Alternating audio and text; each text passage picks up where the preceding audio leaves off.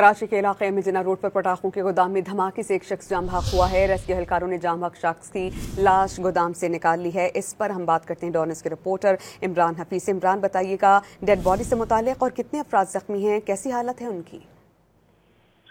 समझे देखिए, ये जो सी ब्रीज के पास है जिना रोड पे एक बड़ा अफसोसनाक वाक़या हुआ। जो पटाखे की दुकान में जोरदार जो है उस धमाके के बाद आग भड़क उठी, जिसके बाद जो है इमारत का कुछ मलबा जो है वो कुछ हिस्सा भी जो है मुनद्दिम हो रहा है।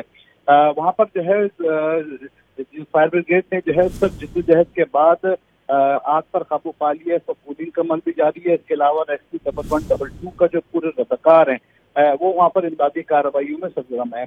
वहाँ पर अभी जो है वो मलबे से एक डेड बॉडी जो है वो जली हुई वो निकाली है, जिसकी शनाख्त असद वकील उम्र 15 साल के नाम से की गई है।